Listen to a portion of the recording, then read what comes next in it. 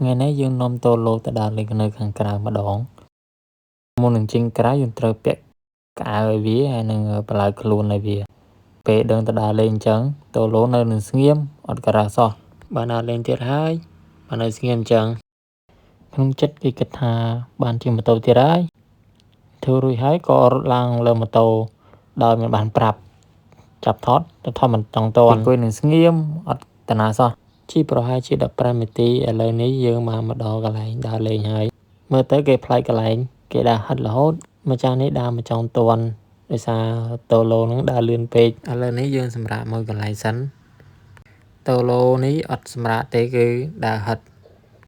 មួយកន្លែងមកចិត្តដើរហិតមួយកន្លែងទៀតមិនដឹងថារោអីទេ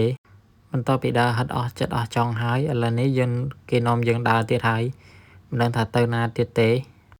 មើលថាតូឡូនាំយើងទៅណាហើយឥឡូវនេះគេនាំយើងមកដល់កន្លែងគេលក់ទឹកកតាធ្វើដូចខ្លួនឯងនឹងមានលុយ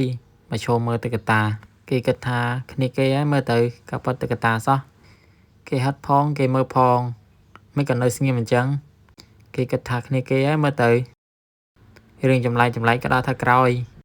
គេចូលនឹងស្ងៀមក្នុងចិត្តមិននឹងគិតអីទេហើយយើងមកនេះគឺចៃដន្យក្មេងៗគាត់មកហែទឹកកតាយៈហើយគាត់ហែហើយគាត់ទុក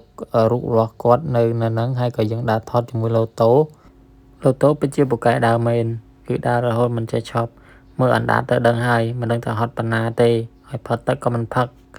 គិតតែពីដើរនេះជាសកម្មភាពពេលល្ងាចគេបើកភ្លើងឲ្យយើងមើលគឺមានសត្វប្រហែលជា7ក្បាលដែលគេដាក់តាំងនៅទីហ្នឹងពេលមកដល់ចិត្តហ្នឹងបើនឹងថាធំស្នាដៃទាំងអស់នេះសិតតែក្មេងៗគាត់អ្នកធ្វើហើយបន្ទាប់មកក៏យើងចាប់ឡូតូមកថតបន្តិចដើម្បីបញ្ចប់វីដេអូហ្នឹង